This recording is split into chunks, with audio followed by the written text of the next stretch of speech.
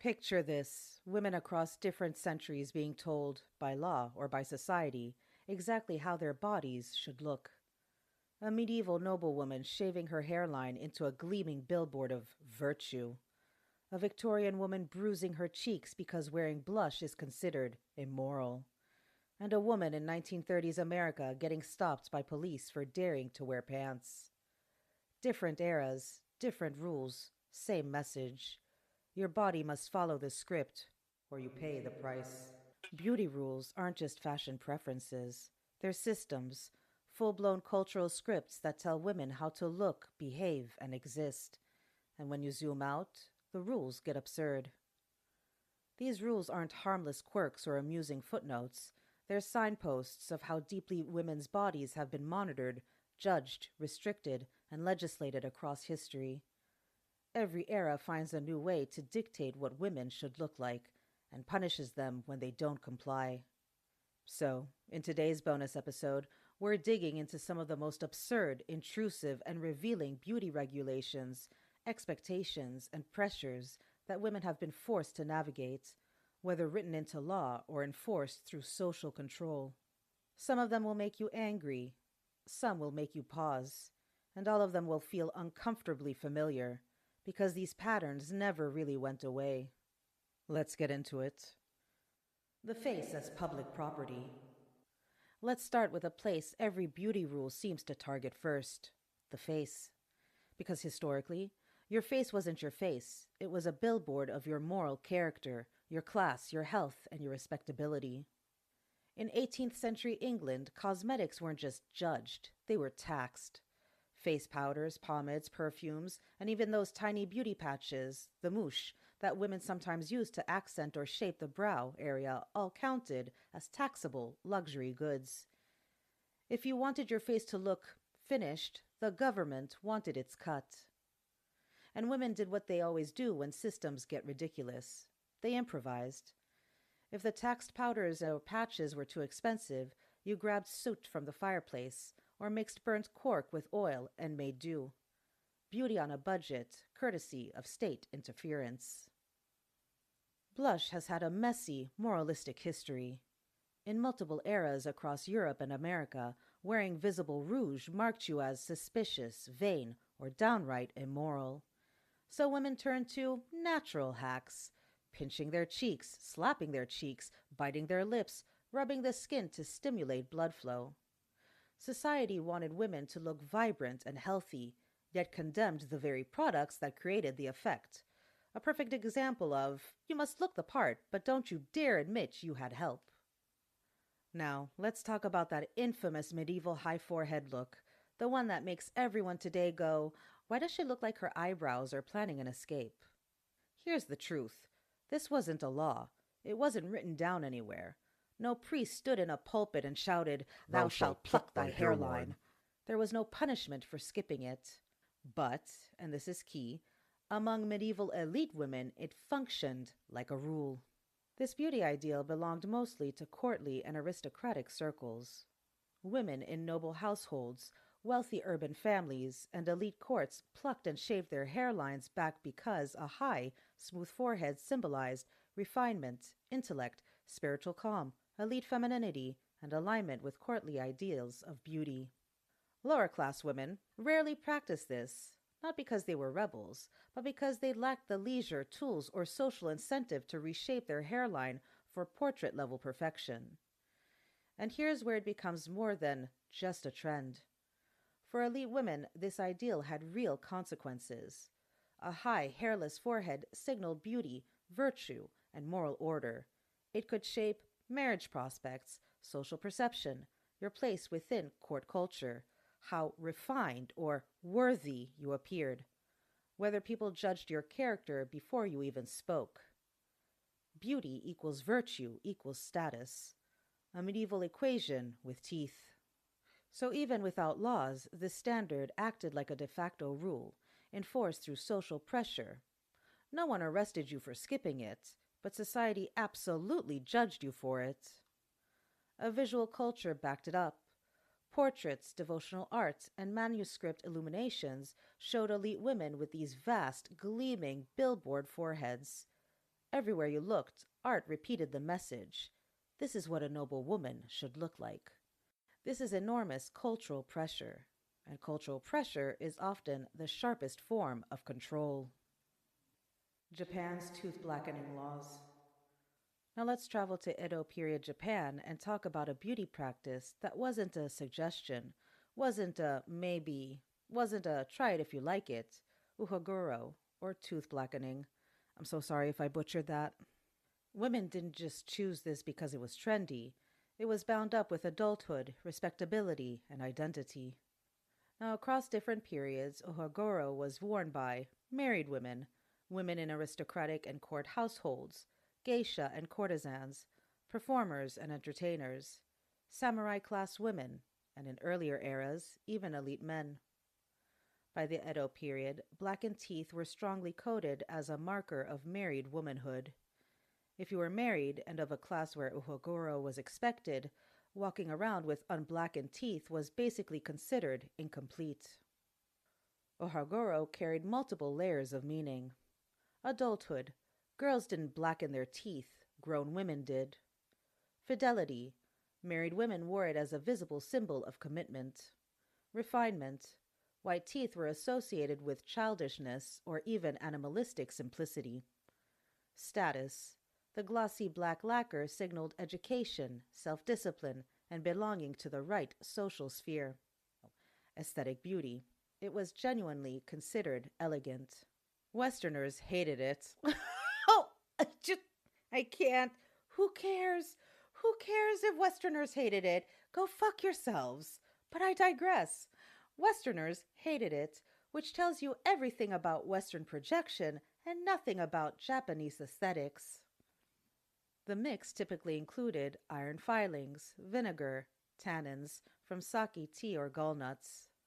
Combined, these oxidized into a deep metallic black that adhered to enamel. It required regular upkeep, so this wasn't a one-and-done beauty practice, it was maintenance. Now, was it optional? Not really. And what happened if women didn't do it? There wasn't legal punishment and no formal authority going around inspecting women's smiles, but the social consequences were real and powerful. Your marital commitment could be questioned. You risked being seen as immature or unserious. You could be judged as lacking refinement. You could be quietly excluded or gossiped about in elite settings. For performers, such as geishas and entertainers, it was part of professional identity. Marriage negotiations could be affected. So while there was no legal enforcement, the social pressure made it a rule in practice for the classes and roles where it applied. Ohagoro wasn't universal. It was more common in major cities such as Edo, Kyoto, and Osaka. It was stronger in aristocratic and samurai households. It was less common among rural and lower-class women. Like all beauty rules, it followed power, status, and visibility. When Japan opened to the West in the mid-19th century, European travelers wrote appalled descriptions calling it disfigurement. They could go fuck themselves. They couldn't comprehend cultural variation in beauty. Never mind that Europe was smearing lead, mercury, and arsenic on its face at the same time.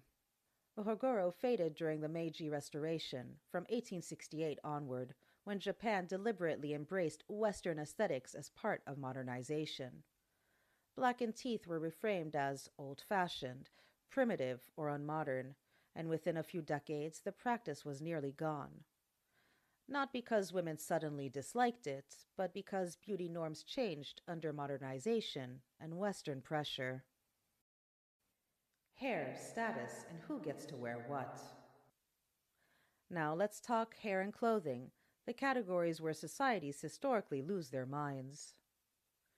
We're going to ancient Rome, where women didn't just style their hair, they wore their social identity on their head. Roman hairstyles were more than aesthetics. They were political, moral, and economic advertisements. You could tell a woman's class, status, marital situation, and even her proper Roman virtue, based solely on her hair. Those breathtaking, towering curls and sculptural updos you see in Roman portraiture, the ones defying gravity and clicking "sponsored by infrastructure," belonged to the wealthy, married elite. These weren't casual curls. They required enslaved hairdressers, time, money, imported hairpieces, because yes, Roman women wore wigs, heated curling tools, oils, powders, and wax. The more elaborate the style, the more it signaled wealth, domestic power, access to enslaved labor, proper matronly dignity, and allegiance to elite Roman femininity.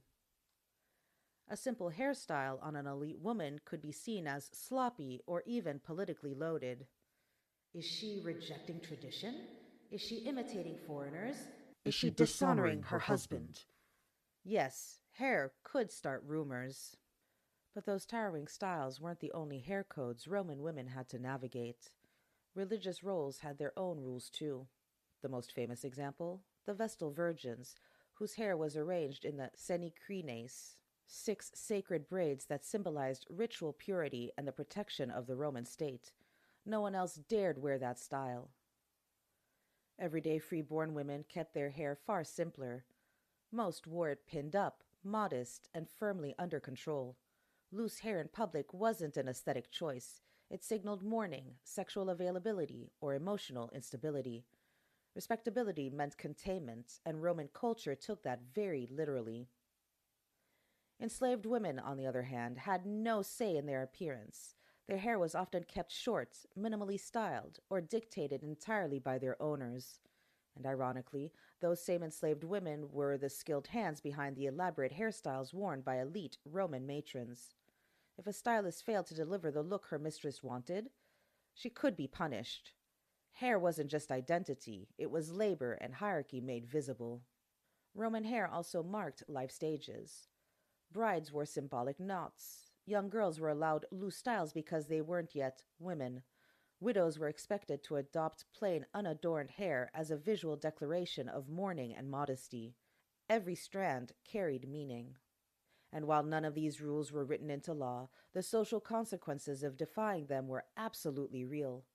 The wrong hairstyle could spark gossip, threaten a woman's reputation, embarrass her household, or mark her as foreign, unfeminine, or morally suspect. In Rome, where reputation was power, your hair could work for you or against you. Hair wasn't decoration, it was a hierarchy, a signal, a public statement about exactly where you belonged. Now let's travel to Korea. In Korea's Joseon dynasty, a widow's body became a public monument to grief, and the first place society carved its expectations was her hair. When a woman's husband died, she was expected to cut her hair short, not as a temporary mourning ritual, but as a lifelong marker of fidelity, obedience, and self-denial. Hair in Joseon culture wasn't just decoration. It symbolized youth, vitality, sexuality, and a woman's place within Confucian order. Long, well-kept hair belonged to wives and maidens.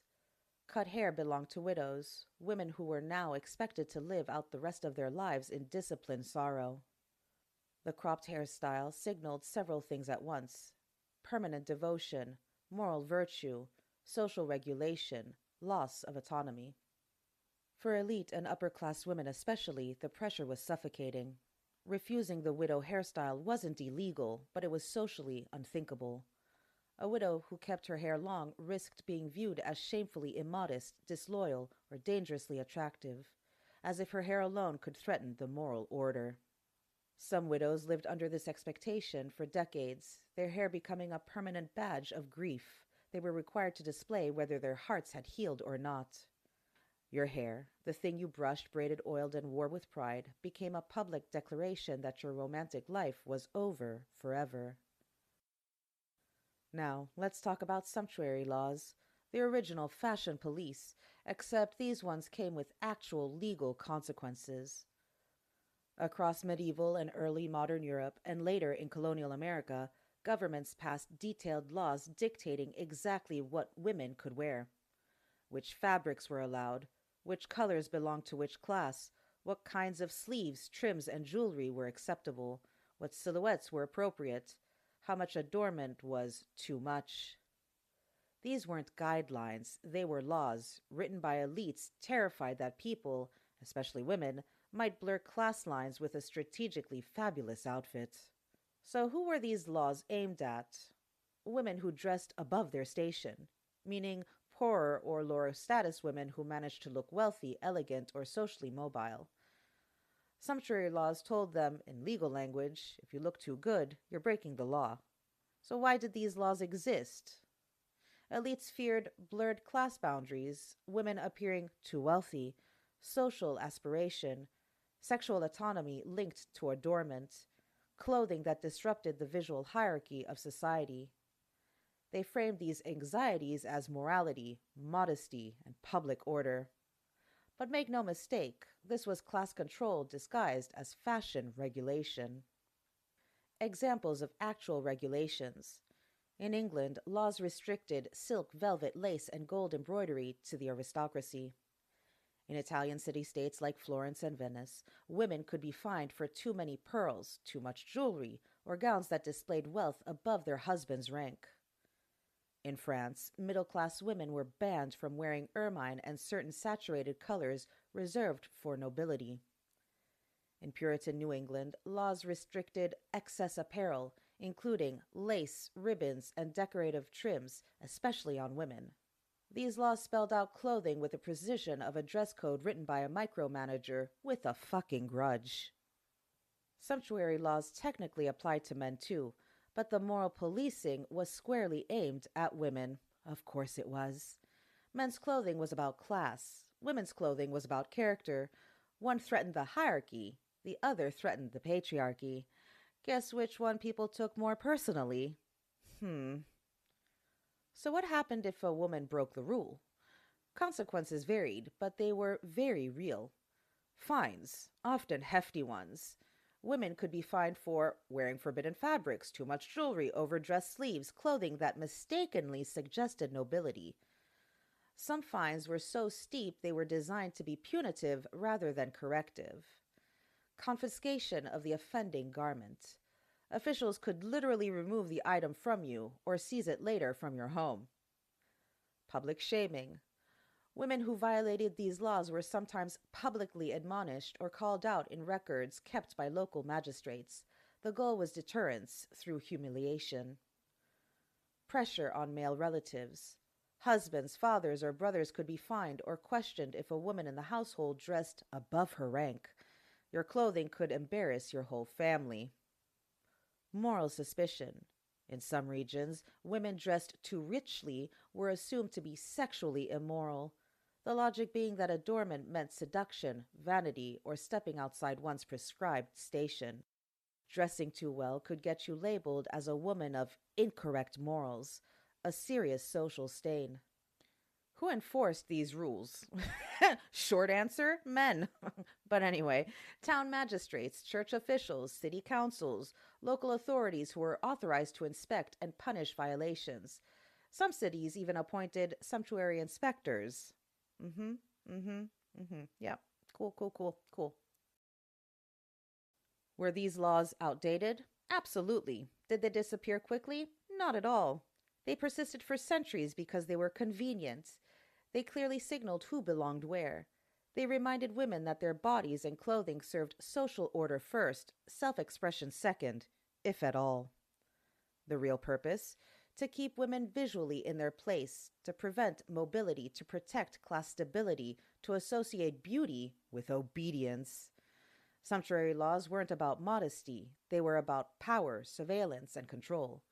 Centuries before dress codes moved into schools, workplaces, and modern moral policing. And while we're talking about who gets to police clothing, let's talk about the sari, because the idea that sari modesty is ancient tradition is one of the most successful beauty rewrites in colonial history. Before British rule, sari drapes across India varied widely. In many regions, women wore saris without a blouse, or with the breasts uncovered or lightly covered. It was not sexual. It was not taboo. It's just how people dressed. You see bare-breasted women carved into temple sculptures, painted in classical art, described in literature. It wasn't immodest. It was simply clothing shaped by climate and culture. Then, Victorian morality slammed into the subcontinent like a puritanical wall. British officials, missionaries, and colonial wives were horrified that Indian women didn't cover their breasts like proper ladies. So they pushed hard for more coverage, more stitching, more Victorian silhouettes.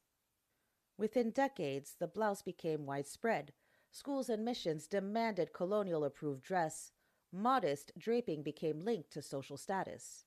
Women were taught to feel shame about their bodies by colonizers, who didn't understand the culture at all. And in Kerala, things got even more complicated. Upper caste rules forbade certain women from covering their breasts, while British morality demanded the opposite. Women's bodies were caught between caste control and colonial control at the same time. So when someone today says the sari blouse is traditional, remember, it's Victorian modesty stitched into Indian fabric. Colonialism didn't just redraw borders, it redressed bodies. Now, let's talk about when pants were a crime. And when I'm talking about pants, I'm talking about trousers, not to be mistaken with your underwear. In the 1930s, multiple U.S. cities had anti cross dressing ordinances, laws so vaguely and strategically written that a woman in trousers could be stopped, fined, or even arrested. Some cities required women to wear 3 pieces of feminine clothing at all times. Newspapers ran editorials about the danger of women in slacks. Clergymen declared it unwomanly. And women who worked in factories or rode bicycles? Suspicious. The idea that women could dress for mobility or comfort was simply too threatening. Enter Katharine Hepburn. Tall, sharp-tongued, completely done with everyone's shenanigans. Hepburn wore trousers everywhere, and Hollywood hated it. Studios begged her to stop. Publicists panicked. Executives lectured her about her image.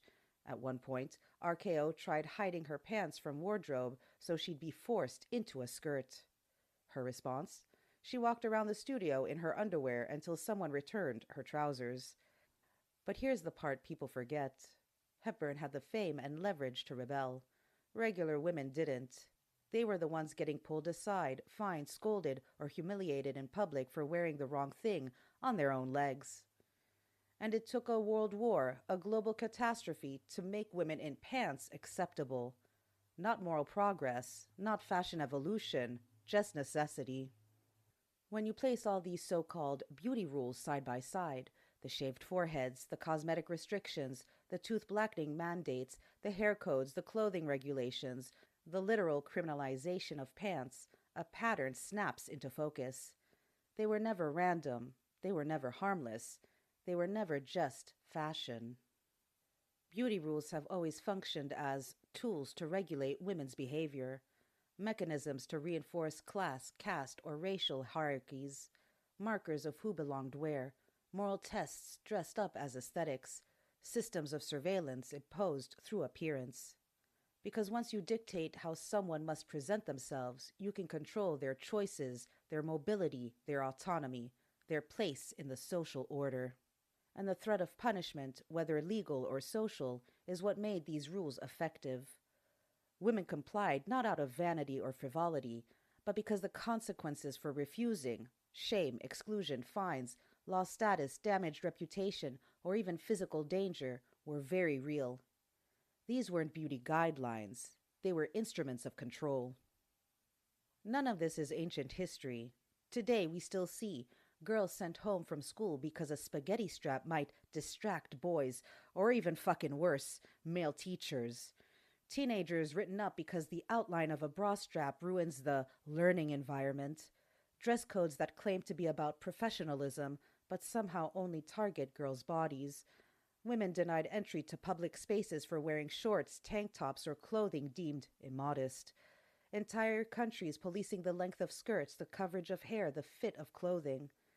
Digital beauty rules that punish women the moment they step outside whatever the algorithm has decided is acceptable. It's the same old formula. Regulate women, blame women, and disguise the control as concern. The aesthetics are modern. The rationale is ancient. So when we look back at medieval foreheads, Victorian cheek panic, colonial sari rewrites, or 1930s pants arrests and think, wow, people were wild back then, we should also ask ourselves, are we really that different now? Because from where I'm standing, the rules may have new language, but the message hasn't changed.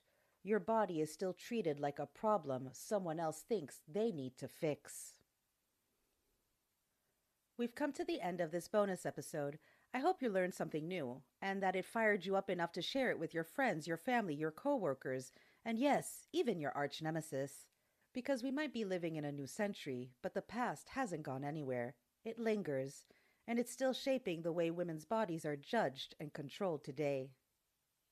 If you haven't already, take a moment to rate and review the show on Apple Podcasts or Spotify. It really helps us out. You'll hear from me again next week with a brand new episode. Bye!